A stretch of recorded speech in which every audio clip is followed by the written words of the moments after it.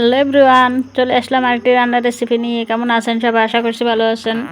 তো আমি মুরগি মাংস রান্না করব, দেশি মুরগি মাংস আলু দিয়ে। এখানে রান্নার জন্য পেঁয়াজ রসুন আদা একসাথে ব্লেন্ডার পেস্ট করে দিয়ে দিলাম, সাথে তেল, রান্নার তেল, তারপর হচ্ছে দারুচিনি এলাচ তেজপাতা দিলাম, জিরার গুঁড়া, ধনিয়ার গুঁড়া, মরিচের গুঁড়া, হলুদের গুঁড়া দিয়ে দিলাম।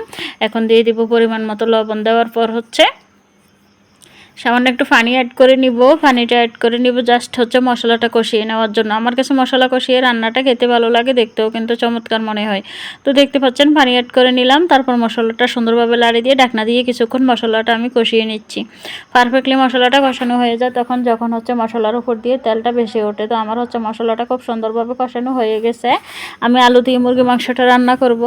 তো এখানে আমি 2টা আলু নিয়ে নিলাম, বড় সাইজেরই ছিল আলুগুলি। মোটামুটি পরিমাণ মতো মাংস নিয়ে নিলাম, মুরগির মাংস, দেশি মুরগির মাংস কিন্তু রান্না করতেছি আলু দিয়ে, একটু ঝোল ঝোল করে রান্নাটা করব।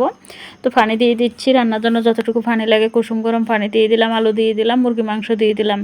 দেওয়ার পর সুন্দরভাবে লাড়ি দিয়ে হচ্ছে আমি ঢাকনা দিয়ে দিব, রান্না হইতে থাকুক। ইলেকট্রিক কুকারে রান্না করতেছি। তো এখানে হচ্ছে দেখতে পাচ্ছেন আবারও লাড়ি দিচ্ছি, একটু পরপর লাড়ি দিচ্ছি সুন্দরভাবে হচ্ছে যাতে ভালোভাবে রান্নাটা হয়। মাংস রান্নার ক্ষেত্রে বা যে কোনো রান্নার ক্ষেত্রে একটু পরপর লাড়ি দিলে তাহলে হচ্ছে রান্নাটা ভালো হয়।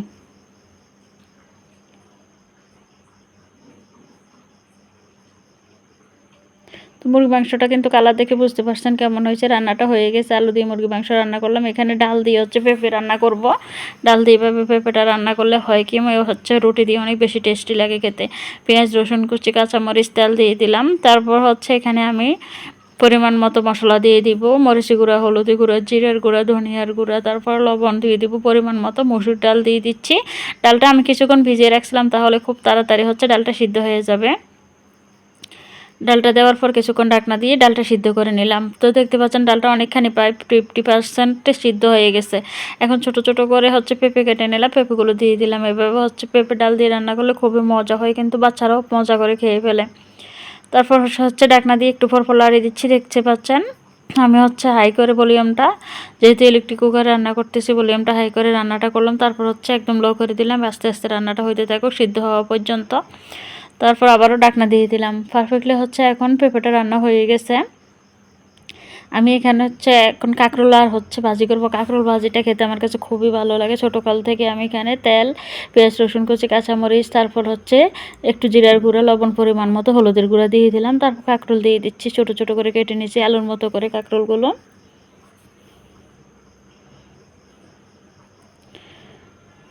কাঁকরোলটা দেওয়ার পর হচ্ছে একটু লাড়ি দিব, একটু পর পর হচ্ছে চুলা আঁচটা লো করে ভাজি করে নিব। গরম গরম ভাত দিয়ে জাস্ট অসাধারণ লাগে খেতে। আপনারা চাইলে এভাবে ভাজি করে খেয়ে দেখতে পারেন। আমার আজকে রান্না বান্না এই পর্যন্ত। ভালো থাকবেন সবাই, আল্লাহ হাফেজ।